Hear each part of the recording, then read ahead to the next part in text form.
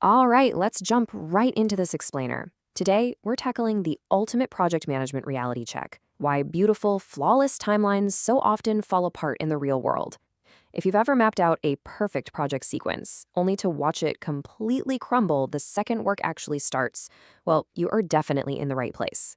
We're going to bridge the gap between theoretical planning and grounded, resource backed reality. So here's the absolute crucial point we have to understand. Your initial timeline, it's really just a theoretical wish list until you actually assign real people, real equipment, and real materials to it. You know, a network diagram might tell you a task can be done in 5 days, but if the engineers or the machinery you need to do it are tied up somewhere else, that 5-day estimate means literally nothing. So here is our roadmap for today. Number 1, the scheduling reality check. 2, identifying your constraints. 3, smoothing and leveling resources. 4, the multi-project ripple effect. And finally, number 5, building the budget baseline.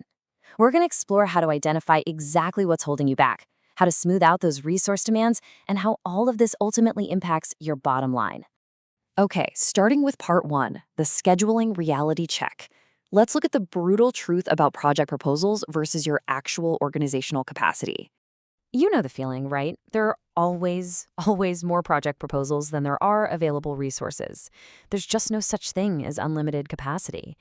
A smart project priority team is only going to greenlight your new project if you can definitively prove those resources are actually available. If not, approving a new project is just setting the team up for failure, overburdening everyone, and basically stalling progress across the board. Moving on to part 2, identifying your constraints. Because before we can actually fix the scheduling problem, we have to figure out exactly what kind of walls your project is about to hit. Basically, projects are bound by 2 main types of constraints. First, you have technical constraints. These dictate the logical sequence, like pouring a concrete foundation before you can physically build the walls. You literally cannot reverse that order. But then, resource constraints take priority when you simply lack the people, materials, or equipment to do parallel tasks at the same time. The logic might say 2 tasks can happen at once, but if you only have 1 bulldozer, they've got to happen sequentially.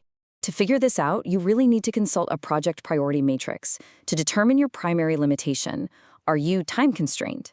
That means you have to finish by a strict imposed date, and if you fall behind, you can add resources to catch up. Or are you resource constrained? This means you absolutely cannot exceed your current resource limits. If things get backed up, you literally have to delay the project deadline. Knowing which camp you're in dictates everything you do next. All right, part 3, smoothing and leveling resources. Let's see how this builds into actionable solutions for both of those constraints we just talked about. This is where we roll up our sleeves and manipulate the schedule to make it work in the real world. If you're time constrained, meaning your deadline is locked in stone, you use a technique called resource smoothing. Smoothing is all about using the slack or float in your non-critical activities. By carefully delaying those non-critical tasks within their allowed slack time, you reduce your loss of flexibility, sure, but more importantly, you fill in the valleys and shave down the peaks of your resource demand.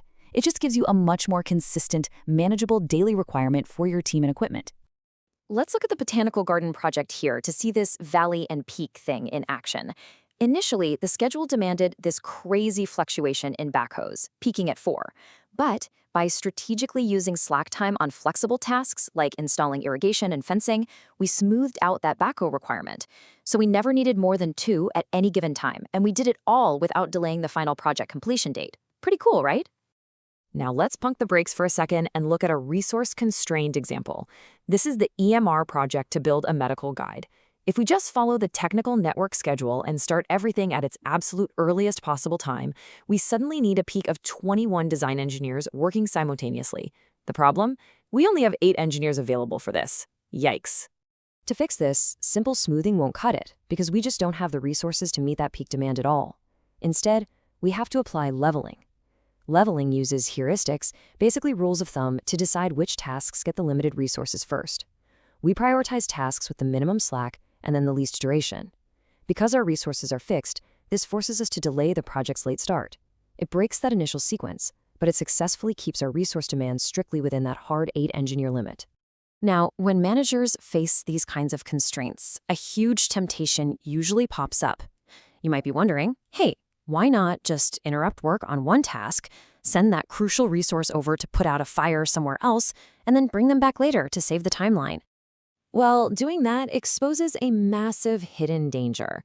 On paper, splitting tasks looks like a fantastic way to maximize utilization. But look at those highlighted areas here. They represent startup and shutdown lags. When you pull an engineer off a coding task and bring them back a week later, they don't just instantly resume at full speed. No way. They have to figure out where they left off, reload the context in their brain, and get back into the flow. Because of those hidden transition costs, splitting is actually considered a major reason why projects completely fail to meet their schedules. It creates this dangerous illusion of efficiency, all while quietly inflating the total duration of literally every single task you interrupt. Bottom line, splitting should generally be avoided like the plague, unless the startup and shutdown costs are practically zero. And we can't forget the human element here either. It's totally counterintuitive, but absolutely crucial. Do not always assign your best people the most difficult tasks. If your star players are always getting the toughest assignments, they're going to burn out quickly and resent the constant burden.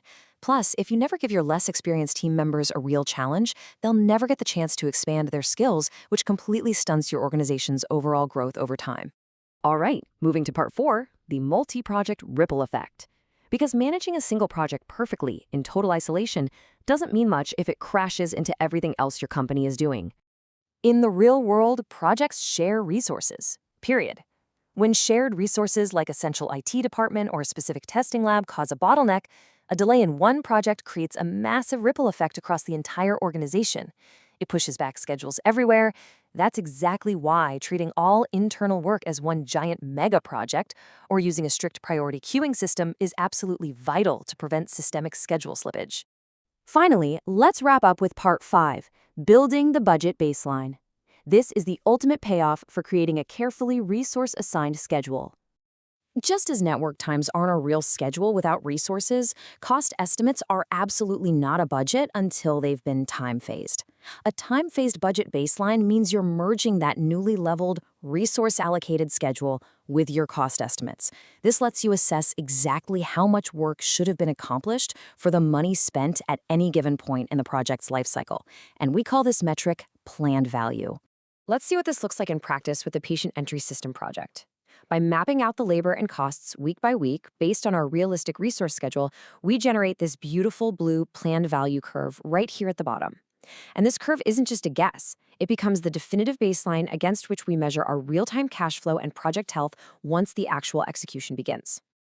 So, as we bring this explainer to a close, I want to leave you with a final thought for your own workspace. Think about the Gantt charts and project boards sitting on your desk right now. Have you actually aligned your network times with hard resource limits and time-phased costs? Or are you just managing a wishful timeline and hoping for the best?